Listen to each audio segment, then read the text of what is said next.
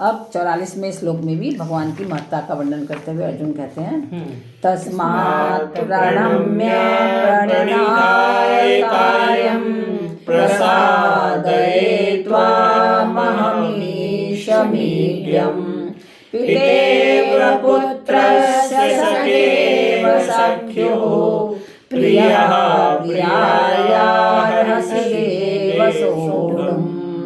तस्मात् प्रणम्य प्रणिधाय कायम। आप अनंत ब्रह्मांडों के ईश्वर हैं। तो भी हम लोग एक ही ब्रह्मांड देख रहे हैं ना, तो अनंत ब्रह्मांड है। हर क्षण भगवान के मुख से जो है जैसे जैसे बबल निकलती वैसे एक ब्रह्मांड बन जाता है, बनता ही रहता है हर समय। हम तो बहुत बहुत कुछ भी नहीं है, आप ये समझिए। तो अनंत ब्रह्मांडों के ईश्वर स्वामी आप ही हैं, इसलिए सबके द्वारा स्तुति करने योग्य केवल आप ही हैं और कोई नहीं है। आपके गुण प्रभाव महत्व आदि सब अनंत है, उसकी कोई सीमा ही नहीं है, कि अंत ही नहीं है उसका। अतः ऋषि महर्षि देवता महापुरुष आपकी नित्य निरंतर स्तुति करते रहते हैं। जो आप देखो किसी भी धर्म में जहाँ लोग जो तपस्या कर रहे हैं तो किसकी प्राप्ति के लिए कर रहे हैं? उसी परम तत्व की ना, वही परम तत्व है। आप चाहे किसी भी धर्म में चले जाओ, तो इसीलिए लोग बार बार सनातन धर्म में दौड़ के आते हैं। क्योंकि वो कहीं लोगों को वो शांति प्राप्त नहीं होती। वो शांति की जो प्राप्ति करनी ना यहीं प्राप्त होगी, उसी अनंत में हमको प्राप्त करना है। तो ऐसी स्तुति करने योग्य आपकी अब भला मैं क्या स्तुति कर सकता हूँ कि आपका पूरा ब्रह्मांड ही सब स्तुति कर रहा है। मेरे में आपकी स्तुति करने का बल नहीं है, न मेरी सामर्थ्य है कि मैं आपकी स्तुति कर सकूं। इसलिए मैं तो केवल आपके चरणों में साष्टांग दंडवत करके लेटता हूँ। साष्टांग जो पूरा फैल के जैसे पुरुष लोग लेटते हैं ना, ऐसे मैं आपको प्रसन्न करने के लिए मैं साष्टांग आपको दंडवत करता हूँ। आप उसको स्वीकारिए। पितेव पुत्रस्य सखेव सख्युः।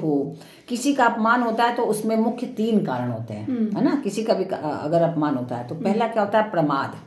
प्रमाद क्या होता है? असावधानी, है ना।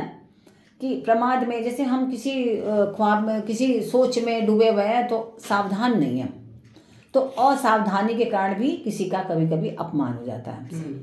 जैसे कि आप आई और हम अपने किसी असावधानी पूर्वक बैठे हुए हैं या हमको ऐसा काम कर रहे हैं, ध्यान ही नहीं है हमारा, तो कहेंगे प्रमाद में बैठा हुआ है, इसको पता ही नहीं कि हम आए हुए हैं, कहेंगे ना।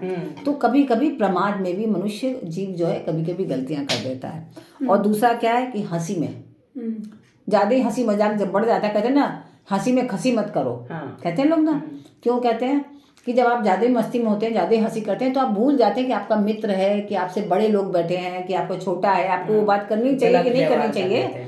आप हंसी में भी किसी के संग दुर्व्यवहार कभी कभी कर बैठते हैं। आपका इंटेंशन नहीं होता, वो आपकी सोच नहीं होती कि मैं ऐसा करूं, लेकिन वो ज़्यादा हंसी बढ़ जाती है तो हो जाता है। तीसरा क्या होता है? अपनेपन की घनिष्ठता होने पर जब आप बहुत किसी को क्लोज समझते हैं ना, तो भी आप उसका इंसल्ट कर देते हैं, तो भी अपमान कर देते हैं। अरे ठीक है ये तो है ऐसे, तो आप उस समय भी कर देते हैं। तो ये 3 स्थितियाँ होती हैं। जैसे पिता पुत्र का क्या है कि जैसे गोदी में अगर बच्चा बैठा हुआ है पिता के, तो उस समय पिता उनके कितने भी महान हों, कितने भी कहीं के सम्राट भी हों, तो वो उनकी दाढ़ी भी पकड़ लेगा, उनकी मूछें भी पकड़ लेगा, पैर से हाथ भी मार देगा, लात भी चला लेगा, तो भी पिता उसको क्षमा कर देंगे, है ना। कितने भी बलशाली कहीं का कैप्टन हो, आर्मी का कुछ भी हो, वो उसको कुछ नहीं बोलेगा, क्योंकि इसको लगा अरे मेरा बालक है, बच्चा है, उसको क्षमा कर देगा। इवन छोटे बच्चे नहीं, बड़ों के भी क्षमा कर देते हैं माता पिता, कि क्षमा कर देते हैं। और दूसरा कौन है कि दूसरा मित्र। जैसे मित्र होते हैं कि हंसते बोलते चलते फिरते सब कुछ करते हैं, लेकिन फिर भी क्या होता है कभी कभी उनके संग भी वो भी गलत व्यवहार कर देते हैं, तो उनको भी लोग क्षमा कर देते हैं कि चलो कोई बात नहीं मित्र। और तीसरा पति के संग कभी कभी क्या होता है कि जैसे कि पहले हमारे समाज में पतियों का बहुत ज़्यादा सम्मान होता था ना, कि वो आए तो खड़े हो जाओ, ये व्यवहार करो वो व्यवहार करो। अब तो हालांकि बहुत लोग फ्रेंडली हो गए, लेकिन फिर भी एक सम्मान तो है ही, दृष्टि में सम्मान तो है ही, चाहे जितने भी सखावत समझें, लेकिन एक दूसरे का सम्मान है। लेकिन क्या होता है कि हम इतने क्लोज हो जाते हैं कि कभी कभी वो सम्मान भी कभी कभी छोड़ देते हैं, अपने मर्यादा लांघ जाते हैं। हाँ, मर्यादा लांघ जाते हैं। जैसे स्वतंत्रता की जगह स्वच्छंदता आ जाती है कभी कभी, तो हाँ, तो क्या होता है वो अमर्यादित व्यवहार हो जाता है। लेकिन फिर भी वो एक दूसरे को क्षमा कर देते हैं। क्योंकि वो एक दूसरे को प्यार करते हैं, प्रेम है, श्रद्धा है, भावना है।